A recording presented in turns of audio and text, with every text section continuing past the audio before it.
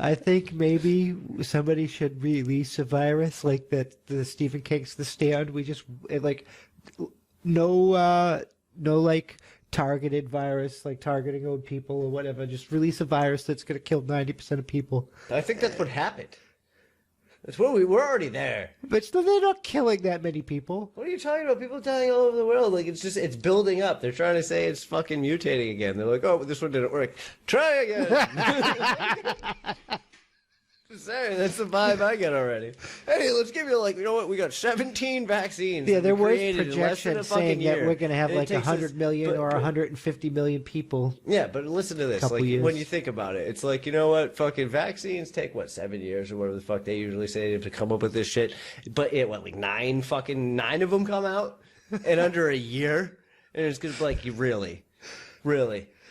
Fucking how many people are going to die of all these other things that come from all... Like, they had this... This is step one.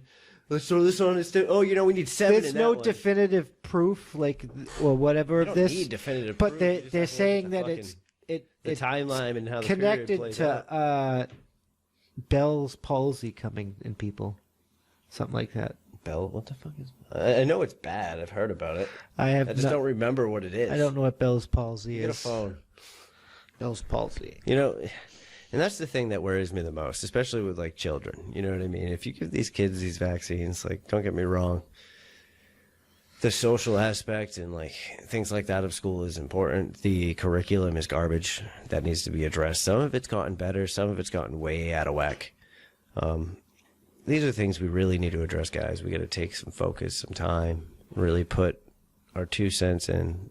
And actually be there and put the work in that needs to happen. And we're going to go back and figure out what this disease does, if it comes from the vaccine, depending on which one you take, or all of them have a similar outcome. Who knows? Let's look at... I mean, I'm not saying it is connected to this disease, but I'm just saying that that's out in the ether. It's been mentioned, so it's enough to make it have a relevance to be aware of. Bell's palsy, also known as idiopathic facial palsy, is a form of temporary facial paralysis or weakness on one side of the... So it's like having a stroke. It's the burger guy from Pop Guy. It's like having could I have a burger today? I would gladly pay you tomorrow. It's like a stroke. No, I know. And that's it results from dysfunction of the cranial nerve, facial nerve. So they were also like, I don't know if it's true or not, but there was something going around the ether saying that it could make women sterile. Imagine that, but not for nothing. Like, some of you should have been sterile a long time ago. Yeah, some people should not be having kids, both male and women. Yep. Some things just should never happen. But it's, hey, we all, I guess, as Americans, in our right to freedom, if people actually care about that anymore, you can do these things. I think people do, but they're not willing to sacrifice. The only time that, like, sometimes it happens and, like, you're like, okay. And then you see the kid and, like, you watch the progression, but the child is a million times better and, like, genetically everything just went right. Whatever went wrong with the others fixed itself this time. Well, the problem is... So, you're missing a chance. They're too privileged and they're too coddled. Like, our homeless people today are more privileged than Rockefeller, one of the richest Americans in our history. Yeah. Because of the way society works and what's, like, technical, like, logical. We are more privileged, even, like, are less fortunate. So our level of, like, people are, like, comfortable and they're not at the point where they're willing to do things like that. So it's going to take suffering. It's going to take until, like, when everything's taken from people and they're starving and they're, like, for them to, like, stand up and do things. Strong men create good times create weak men, create hard times create strong men. Like, it's a vicious cycle, and that works the same for women. Like it's just humans. Like, hard times create strong people that stand up and fix the hard times instead of, like, backing away and slinking away. Good times make weak. And then the good times create weak people because of all the good privileges that they have. They don't have to suffer. They don't have to like work as hard. They don't have to do this many things, and it's just a vicious cycle. Yeah, but what they don't understand is they're coming like, and this is where it all becomes like generational, I suppose. Like you look at this level of people today and how easily triggered everybody is. No matter how comfortable. You mess with a person's Starbucks in this day and age, and you're probably getting in a fist fight. There are people like that out there. So you think... I know. You know, not for nothing, like, if we really wanted shit to, like, instantaneously, like, go off, the internet internet shut down for one day. One day. Man, everything would go mayhem. That trans woman, I don't know how the definitions work, but that dude that was trans, like, that he was living his life as a woman, and GameStop, and they were like, yeah, we could do that, sir. And he was like, it's ma'am. Like, remember that guy? He was all over the internet. It's fucking ma'am. Like, just like, it's ma'am.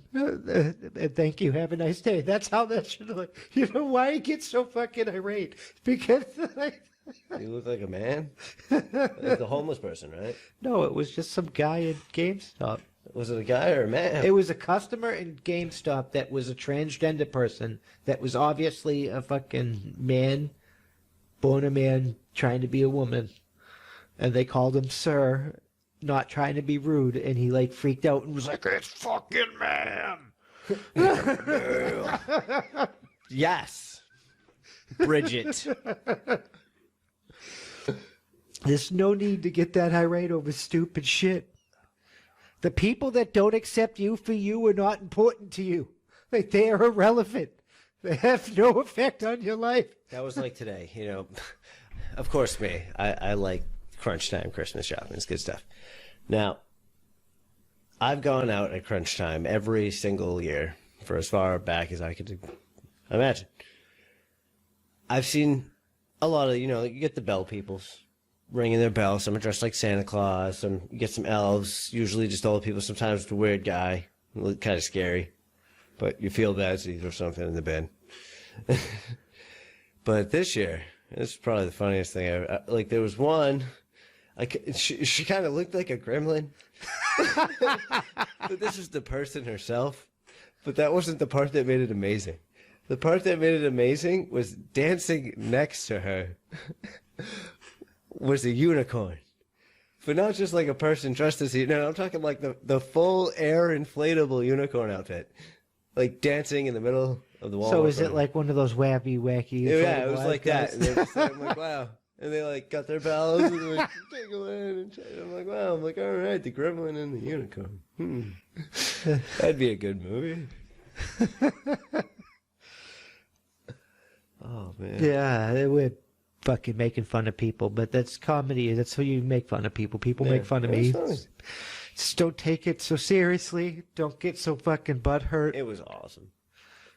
I'm sorry. Like, and people take it as like making fun. No, it's like sometimes situations just work out like that. Everything in the world is some form of art or acceptance to people.